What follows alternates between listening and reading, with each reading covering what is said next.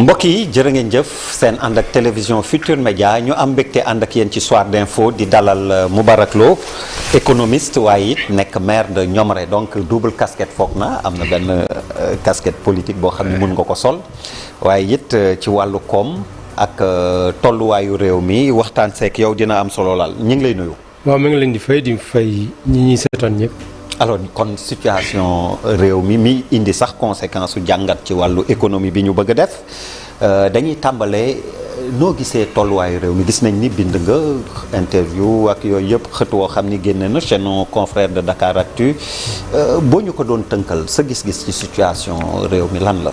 yaakaar naa mbir mi xaw na li ñuy wax xaja temb waaye li am solo. mooy am nañ koo xam ne mën na àtte. xam nga su ñoom loon ku àtte mën nañoo jaaxle. waaye yoon moo wax. lu jëm ci élection présidentielle kenn rek moo mën a wax loo xam ne kenn du ci teg baat. ñu tuddee ko conseil constitutionnel. amul keneen koo xam ne mën na ko. du président de la république du assemblée nationale du keneen. conseil constitutionnel lu mu wax tamit. ñëpp dañ ci war a topp. te su waxee kenn mënul dindi li mu wax. kon nag yaakaar naa mbir mi yomb na. ñenn ñi naan avis moom avis lay joxe. non joxewul avis. moom décision lay joxe. waaw parce que am na ñoo xam ni tamit. loolu non conseil constitutionnel du def avis. conseil constitutionnel décision lay jël. am na ñu ñuy wax conseil d'état. ñooñu daan nañ def avis. gouvernement mën na ko laaj. ndax ay conseil gouvernement lañ donte am na yoo xam ne day àtte gouvernement. waaye conseil constitutionnel moom nekku fii. di neexalaate daf fi nekk pour jël décision. gis na li xew léegi nag ñëpp a ngi koy déglu. damay ñaan nag su waxee. képp ku man di doon ci réew mi. président de la république assemblée nationale ñi nekk candidat ñi nekkul candidat. parce que li yoon wax rek lañ mën a topp. ndax dëkk suñ topp li yoon wax après ku ne lu ko neex na ko def. te li yoon wax mooy conseil constitutionnel lu mu wax na ci ñëpp topp. mais conseil constitutionnel boobu nga wax tamit fa la contestation bi jógee ak PDS plainte bi ndax seen dogal boobu du xajam déjà buñ jàppee ni am na ñaar ci ñoom ñoo xam ni tuumaal nañ leen corruption te nee nañ attewuñu yoon dugal nañ ko warul bokk génne nañ ko war a bokk coow loolu yëpp tegu fa moom it àtteem naka lañ koy. xam nga su fekkee ne lu waay wax rek. ñu jàpp loolu yaakaar naa kenn du avancé. mais affaire yi dem na ba assemblée conseil. naka lu tuddati kii d'enquête parlementaire. mais loolu gis nga ne loolu dematul. te li am solo conseil bi juróom-ñaar lañ. même ñaar ñooñu.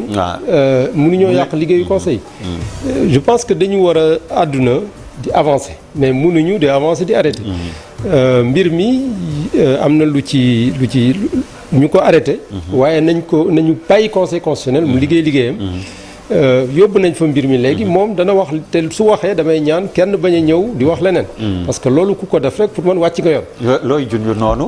man daal li ma wax leer na nañ. est-ce que du ancien chef d'État man daal ku ma man di wax nga xam ni dugal nañ ci seen kàddu. ku man di doon ci nee naa la président Abdou Diouf ak Ablaye Wade ku man di doon ci réew mi. ñi fi nekk ak ñi fi néewul ak assemblée politique ak ñëpp. junj doy na conseil xasa wax pour man wax ji jeex na. amul keneen ku ci mën a teg dara. mais ñu indi ñaar la mën a wax. benn mooy li député yi li def baax na. mën na ko wax su ko defee ñoom liñ bind xëy na dina mën a continuer. beneen bi mooy ne baaxul ñoom amuñu droit wax loolu. bu boobaa wax mi jeex na. nañu dem élection te moom mooy wax kañ lañuy élection aussi. moom moo koy wax du keneen a koy wax mooy jàpp date moom mooy jàpp date. ok léegi ñu dellu si tuuti ci li indi problème bi. loolu tamit noo ko jàngatee que candidat Karim Wade. jàpp ni dañ ko boddi ci nationalité exclusivement sénégalaise am bi waroon na mën jàll warul jàll conseil constitutionnel àtte nañ yoon àtte wuñu yoon def nañ seen liggéey déjà tamit y a eu processus bi tamit il faut le reconnaître y a eu beaucoup. man ci xajam du ma dugg ci mais ndax jaroon nañu dellu ginnaaw. ndax jaroon nañu fi ñu toll kenn bëgguma dugg ci biir ndax su ma waxee rek danaa wax man ni ma xalaate mbir mi. waaw li am solo mais loolu la ñu bëggoon nga wax. non mënu ma ko parce que loo xam ne ñi ngi koy àtte. mënu ma ci wax. li am solo mooy am nañ ku ne yaay àtte. kooku moom lu mu àtte da nga koy nangu. parce que autorité. kenn du wax ne li nga def d'accord ma ci. mën nga nag ëllëg ki si biir nga xool nooy améliorer. mais fi ñu toll nii comme constitution ñoom la jox doole. ñoom lu ñu wax na ci ñëpp topp. loolu daal laa wax. na ci ñëpp topp muy pouvoir muy opposition muy ku fi newoon ku fi newul ab citoyen simple. même ñi nga xam ne bitim réew lañ nekk. Nations Unies Union africaine CEDEAO Union européenne ñoom ñëpp soo dee xool nguur gi la ñuy wax. naan ko defal élection. waxu tudd ñu sax conseil constitutionnel. ñoom ñëpp nañ noppi. ba conseil constitutionnel wax ba pare. su fekkee wax na ñu topp ci li ñu wax yaakaar naa wax xamatul. mais su fekkee li mu wax appliqué wuñ ko bu boobaa nag la ñuy mën a wax. mais fi ñu toll nii yaakaar naa ku yëngutu même di manifester pour man manifester amu fi place. fi ñu toll nii déglu rek moo fi am. te conseil constitutionnel duñ ñuñ mën a yëngal ci ay manifester wala ci ay wax. ndax man mii de su ma ci bokkoon. ay sénégalais comme ñëpp lañu. man mii de su ma nekkoon juge. bruit bu man di am sama kii tamit du ma yëngal. man li ma war a def laay def te dama koy teg ci yoon. loolu moo am solo mooy nañu wax li yoon wax. mais ñi manifester tamit seen droit seen àq seen. kii tamit mais dama ne la du yëngal dara ci li conseil constitutionnel nar a def. kon nag te tamit mën na indi fitna. moo tax ma ne nañu toog dégloo am jàmm bàyyi conseil constitutionnel mu liggéey droit bi leer na nañ. yaakaar naa xam nañ ñoom li ñu war a def su fekkee def nañ ko ne ci ñëpp topp. mais ak coow bi am yëpp yaakaar nga ni dogal tukkee ci conseil constitutionnel ñëpp nangu ko tamit bañ ci teg baat li nga wax. man daal ñu nangook ñu nanguwul. mais nañ nangu. ku nanguwul pour man. yaa wàcc yoon. wàcc nga yoon. loolu daal man damay wax lu leer naññ ndax man waxuma ñaari wax. lu weer naññ laa wax su yoon xasee wax nañ ñëpp topp lu yoon wax. c'est très clair parce que moom la constitution bi wax. alors Moubarak situation bi ñuy dund ban impact la mën a am ci koom. waaw yaakaar naa yàqal na Sénégal déjà. parce que soo xoolee dana am jeexantal boo xam ne ci tàng-tàng bi lay doon. kooku en général fi ñu koy gisee mooy li ñuy wax marché financier. mooy fi nga xam ne fa la Sénégal di abbe xaalis. gis nañ ne nam daan abbe léegi dafa gën a jafe. c'est-à-dire soo daan am. bu koy yombal comme bu doon man miy leb banque. waaw ñu ne woon taux. juróomi. waaw léegi xëy na ñu tegal la ci dara. waaw ñu wax 5 quelque. waaw te loolu dem ba dégg naan sama kër neexul wala. voilà parce que xam kër nga ga may liggéeyee mooy loolu. waaw wóoratul ni dinaa mën a. c'est ça xam nga. pour mu leer rek bor liñ ciy teg li ñuy wax intérêt. ñaari mbir la. benn bi mooy li nga xam ne ki lay lebal moom mooy ay frais moom su fekkee day wuti xaalis. feneen. kooku frais la. su fekkee moom day fay ay nit pour ñu liggéey loolu tamit frais la. waaye da ciy teg léegi li ñuy wax prime de risque. mooy dëkk luñ ko gën a wóoloon rek. loolu day gën a bari liñ ciy teg. waaw mooy niñ ko bañ a. niñ ko bañ a wóoloon di waaw ñàkk a wóolu. day tax liñ ciy teg day bari. ndax dañ naan kii kat comme ay mbiram leerul naa protégé wu teg ci tuuti. fu mu waroon a fayee juróom léegi nay fay juróom-benn. yoo xam ne su ma fayee téeméer bi ma ko lebal ba pare dina ci teg juróom-benn dërëm. alors que bu njëkk daa nga nangu juróom. am na dëkk yoo xam ne wóolu nañ leen wóolu goo xam ne danañ man sax ba man leen lebal ñett. parce que ñoom xam nañ ne danañ fay te am nañ capacité te amul benn risque. mais li xaalis moom li mu gën a bañ.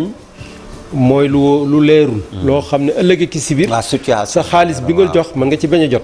wala parce que état bi ni mu waroon liggéey du ko liggéey parce que tamit am na dëkk yoo xam ne ci Afrique soo gisee Sénégal su laajee fi ñu toll téeméeri milliards. mais ñaar téeméeri milliards dañuy ñëw taxaw ne nangu naa la ko jox. mu ne leen man ka téeméer rek laa mën a jël su ko defee ñeneen ñëpp danaan leen man mënuma leen a jël parce que man téeméer rek laa soxla.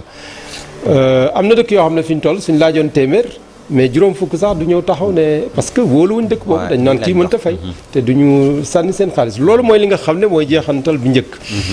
ñaareel bi am na yoo xam ne ay négociation la yoo xam ne dafa nekkoon ci tàng-tàng bi nii.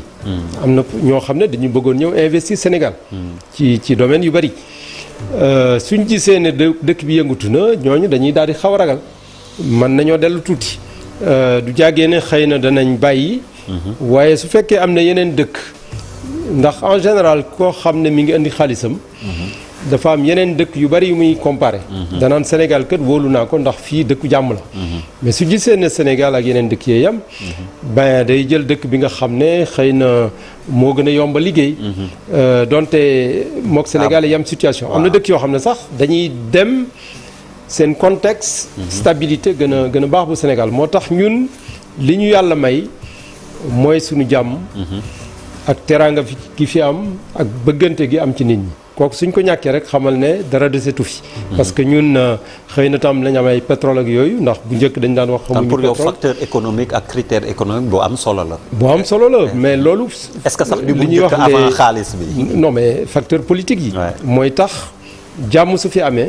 sécurité am fi. ñaar yooyu jàmm ak sécurité moom mooy tax nga gën a mën a am investissement nit ñi sawar a ñëw sa dëkk indi fi seen xaalis même waa dëkk bi. suñ demee ba wóolootuñ dëkk bi gis nañ ko ci yenn pays africains yi mais dañuy dem investir feneen. bëgguma tudd dëkk. dañuy jóge seen dëkk dem dëkk ci dëkk yi leen gën a jege. parce que Sénégal soo xoolee lu jëm ci kër yi. tabax yi am na période boo xam ne tabax yi dafa yokk bu baax a baax. parce que dafa am ñu jóge yeneen dëkk. nga xam ne seen dëkk amul woon sécurité amul woon jàmm. ñu bàyyi dëkk yooyu ñëw Sénégal. te li gën a yomb ci ñoom mooy def ko ci tabax. parce que tabax moom doo perte. donte industrie moo gën ci économie. pour koom. bon loolu mooy ñaareel bi ñetteel bi su fekkee ne yow ndax investissement bul fàtte ne soo ko defee tey pour am bénéfice suba la su ñu gisee ne mbir mi ëllëgam leerul dëkk bi. boobu aussi day tax même li gën a sori sax ñi ci naroon a liggéey nga xam ne ci fu sori la ñuy xool dañuy daal di téye seen loxo donc da nga am ci tàng-tàng bi da nga ci am loo ñàkk ci diggu doomu bi da nga ci am loo ñàkk li gën a sori tamit da nga ci am loo ñàkk toon nag ngalawaay bu ñu perte li nga xam ne moom la ñu maam yi bàyyeel bi indépendance ba tey ñi ngi def élection waaye tey lañ masa dëgg-dëgg aj élection parce que ñi ngi wax 67 mais contexte bi yëmul bii li am solo daal mooy nañu conseil constitutionnel gindi wax li nga xam ne moom la ñu war a def ñëpp d'accord ko ñu teguwaat ci liggéey parce que élection présidentielle am na solo amul solo li am solo mooy réew mi parce que nit ñi ñoo am solo te Sénégal ñi mën a jiite bari nañ je veux dire ñu fi mën a yor réew mi bari nañ parce que il faut politique yi xam ko aussi am na ñoo xam ne waxuñu fi ñu toll waaye soo leen joxoon réew mi ñu dawal ko te donc nañu respecter Sénégalais yi ñun ñëpp ñoo àndandoo liggéey ku ne fàtte sa bopp xam ne tamit li am solo mooy Sénégal li am solo mooy Sénégalais yi parce que tamit bul fàtte ne ñun fi ñu war a àgg ci économie ci développement en général accès guñ fi parce que ba léegi ñi ngi soxla yeneen dëkk yi di ñu dimbali man mi ab maire laa ci àll bi am naa dëkk yoo xam ne fi ñu toll amaguñ ndox amuñu ndoxu xorom la ñuy naan maa ngi xeex pour ñu am ndox mu neex di ci liggéey gouvernement ca Ñomre am na dëkk yoo xam ne pour génn seen dëkk dem mais ci ay gannuus la ñuy jaar amuñu yoon am na dëkk yoo xam ne amaguñ courant am na ñoo xam ne fi ñu toll nii suñu añee xëy na duñu reer am na xale yoo xam ne amuñu xëy ci xamuñu fu ñuy jëlee xëy ñooñ ñoo am solo waaye ñi leen di jiite moom amuñu solo loolu laa bëgg a wax c'est-à-dire képp kuy laaj réew mi nag xam ne amoo solo yow li ngay def mooy liggéeyal askan wi loolu moo am solo nga xam ne soo paree nag nga fexe ba bàyyi fi loo xam ne da nga koy jox keneen kooku tamit liggéeyaat loolu mooy avancer le dëkk parce que soo gisee dëkk yu mel ne Corée 1963 mais ñun sax ñoo leen tane woon waaye dañoo liggéey ba fi ñu toll nii dëkk yu mag yi sax réew ñu leen dara loolu moo war a nekk suñu yitte waaye ñun daanaka am politique suba ba ngoon loolu nag day tax doo dem kanam alors wax nga ci économie bi au plan international macro sujet mais léegi microéconomie bi tamit ñooñu ban njeexital lay am ci ñoom ak entreprise locale yi nga xam ne ñi ngi fi su mbir yi continuer bien sûr xam nga fu mel ne Dakar jàppal ne ak dëkk yu mag yi ak dëkk yi sax laay wax en général nga xam ne économie informelle bien sûr ñooñu fu manifestation amee xamal ne seen xëy perte nañ ko te am na ñoo xam ne li ñuy liggéey ci bis boobu moom la ñuy joxe dépense moom la ñuy dundee kon nag ñiy manifester nañ ci bàyyi xel fexe ba parce que tamit sénégalais li mu war a xam mooy lu la naqari du manifester moo koy faj manifester moom day yàq réew mi li koy faj mooy carte yow soo amee naqar bis dana ñëw ñu ne la yow yaay voté yow kay soo amee naqar votel ki nga xam ne moom nga wóolu du dëgg jàmm na ñooy waaye manifestation dàqante fii loolu dafa nekk lu gàccewu moo tax man fu ñu tuddee manifester même manifestation bu ñuy tuddee silencieuse mooy nañ noppi même boobu man duma ci d'accord ndax man li ma bëgg mooy nañu bàyyi manifestation yi parce que gouvernement li nga mën a defee pression ci moom bari na te du am manifestation. comme mais déjà élection mooy bi nga xam ne moo ci gën a dëgër.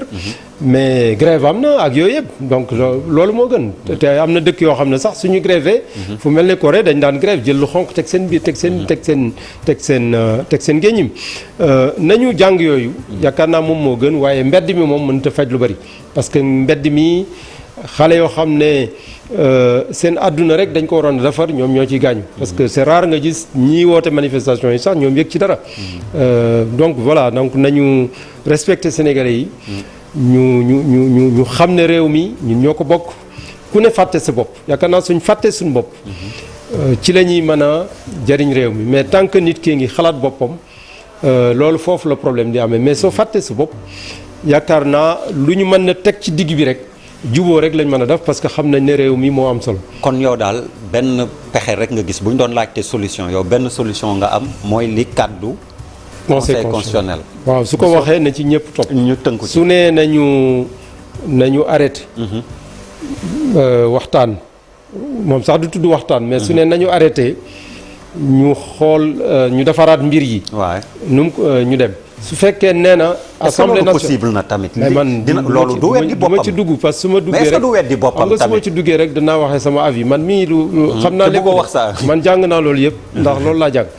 waaye du ma ci wax. parce que moom mooy jugé. su fekkee nag nee na assemblée nationale amul droit. ñu ne élection ñëw na ba pare. mu dugg ci bëgg a dàq élection parce que mën naa wax ne. suñ defee loolu kon élection léegi ku jiite réew mi su la neexee fu mu jegeeti rek nga jaxase carte gi loolu aussi mën na wax loolu ne kon assemblée amul droit dugg ci président de la République amul droit dugg ci kon nag nañu tegaat élection yi ci yoon na ñëpp dem élection donc ñaar yooyu yëpp mën na am mais bu mu ci mën di wax nañ nga xam ne kilifa moo wax donte li nga wax neex na la wala neexu la nañ ko topp loolu moo am solo. Moubarak Lo ñu ngi lay gërëm di leen sant ñeenti simili moo dox suñu digganteeg xibaaru marax yi yëgle yi war a jàll gannaaw boobu ñu faram-fàccee ci kattanu borom bi xibaaru marax yi jërë ngeen jëf jërëjëf Moubarak Lo ñu ngi lay gërëm di la sant.